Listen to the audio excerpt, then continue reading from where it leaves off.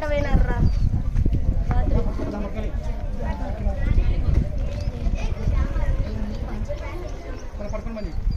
ఏం రా బంద్ అయినాయి నీళ్ళు రాత్రి తిప్పి పోయినారా అన్ని పోయినాయి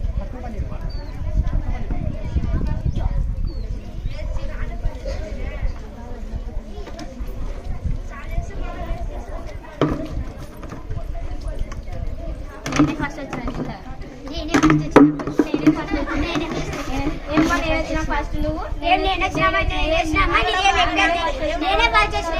ఈ అమ్మ నేను వచ్చింటే నేనే వచ్చిందని ఫస్ట్ అంటుంది మీ ఇద్దరికన్నా ఫస్ట్ ఎవరు వచ్చిందో తెలుసా నేనే ఫస్ట్ వచ్చిన నేనే ఫస్ట్ వచ్చిన పట్టుకోండి ఏం నీళ్ళు వస్తలేవు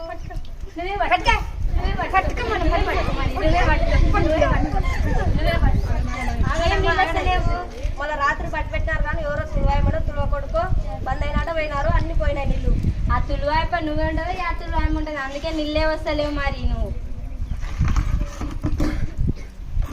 వంటాయికి వచ్చేసి ఏమక్క వచ్చినావు స్కూల్లో నీళ్ళు అయిపోయినాయేమో లేదా కరెంట్ పోయింది సాయంత్రం పట్టి పెట్టేటివి పిల్లలు వాటర్ తాగడానికని ట్యాప్ ఆన్ చేసినారు దాన్ని బంద్ చేసలేరు నీళ్ళ కింద పోయినాయి వంటకు సుక్కలేవు ఇప్పుడు నీళ్ళు అవునా అటైతే ఫుల్ వస్తున్నాయి చూడు మరి పట్టుకో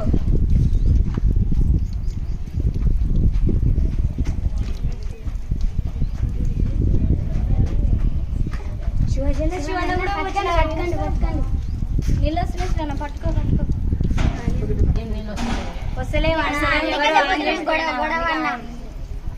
చెప్తున్నా కూడా నీళ్ళు వస్తాయి నీళ్ళు చల్లించి కూడా పిలుచుకొచ్చినావు కదా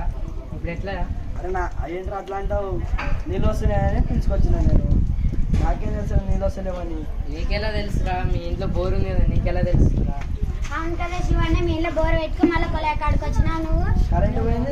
నీళ్ళు పట్టుకున్నావా మాకే నీళ్ళు లేవని మేమే కొట్లాడితే బోరున్న వాళ్ళు కూడా కొలాయి కాడికి వస్తున్నారు మనకి ఇన్ని నీళ్ళు ఉన్నాయి ఎందుకు ఇంత కరువు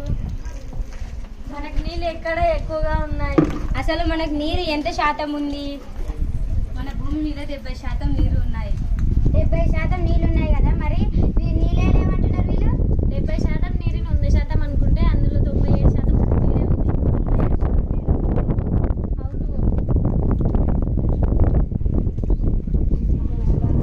అవి మనకి ఎలాంటి ఉపయోగం లేదా అవును అవి మనకి ఎలాంటి ఉపయోగం లేదు జంతువులకు తాగడానికి మనకు వ్యవసాయానికి ఎలాంటి ఉపయోగం లేదు 3% నీళ్ళు ఉన్నాయి మళ్ళీ మనకేం ఉపయోగపడేది లేదా 3% నీళ్ళు కూడా ఎక్కడున్నాయి 3%లో కూడా 2% నీరు మంచిగడ్డ రూపంలోనే ఉంది అవునా మనకు 1% నీరు తాగడానికే ఉందా ఆ 1%లో కూడా 1/4 వంతు భూగర్భ జల రూపంలో ఉంది నదులు చెరువులు సరస్సులలో ఉన్న నీరు ఎంత శాతం మరి వాటన్నిటిలో మొత్తం కలిపి మనకు తాగడానికి 0.009% మాత్రమే మనకు తాగడానికి ఉపయోగపడుతుంది అవునా అట్లయితే మరి ఇంతమంది ప్రజలకి 0.009% నీళ్ళు మాత్రమే సరిపోతాయి అందరికి వృధా చేయకుండా ఉపయోగించుకుంటే సరిపోతుంది ఎలా వృధా చేయకుండా ఉపయోగించగలరు నాకు తెలియదు మీకేమని తెలుసా తెలియదు మళ్ళీ ఎట్లయితే మేడం వచ్చింది మేడం వస్తుంది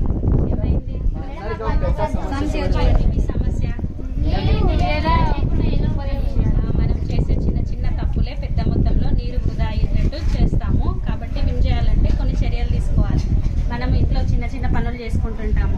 స్నానం చేసేటప్పుడు వాటర్ బకెట్ నిండా నింపుకొని అవి పారిపోతున్నా స్నానం చేస్తుంటాం కానీ ట్యాప్ బంద్ చేయము అలా నీరు వృధా అయిపోతుంది తర్వాత ఇంట్లో అంట్లు తోమేటప్పుడు వాష్ బేసిన్ దగ్గర అంటే సింక్ దగ్గర ఏం చేస్తాము ఆన్ చేసి అంట్లు కడుగుతుంటాము ఆ నీళ్ళు వేస్ట్ అయిపోతుంది ఇంట్లో కూరగాయలు బియ్యం కడిగిన నీళ్ళని బయట పారేయకుండా ఏం చేయాలి చెట్ల మొక్కలకి పోయాలి అదేవిధంగా మన ఇంటి దగ్గర ఉన్న వేస్ట్ వాటర్ని ఇంకుడు గుంతలు తీసుకొని అందులో నీటిని అంటే స్టోర్ చేయడం వల్ల భూగర్భ జలాలు అనేటివి పెరుగుతాయి మనకి నీరు అనేది లభ్యమవుతుంది మంచినీరు కూడా తయారవుతుంది కాబట్టి మనం ఇలాంటివి చేయాలి మీరు ఇంకా కొన్ని ఏం చేస్తారు వాష్రూమ్లోకి వెళ్ళినప్పుడు ఏం చేస్తారు ట్యాపులు మంచిగా బంద్ చేయకుండా వస్తారు వాటి వల్ల చుక్క చుక్క నీరైనా సరే ఏమవుతుంది ఎక్కువ వృధా అనేది కనిపిస్తుంది అలా చేయకుండా ఇంట్లో ఏమైనా పని చేయకుండా ఉన్న నల్లాలు కానీ రిపేర్ చేయించుకోవాలి ఎప్పటికప్పుడు నీటి చుక్కని వృధా చేయకుండా మనము చర్యలు తీసుకోవాలి అప్పుడు నీటి వృధాని అరికట్టవచ్చు మీరు ఇవన్నీ చర్యలు తీసుకుంటారా మరి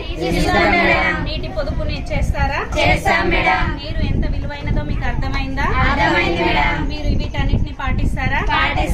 కాబట్టి మనకేం కావాలి నీరు కావాలి మనం ఏం చేయాలి నీటిని వృధా వృధా చేయకుండా కాపాడుకోవాలి. సేవ్ చేసుకోవాలి, మన లైఫ్ ని సేవ్ చేయాలి. ఓకేనా? Okay madam. Very good. Thank you.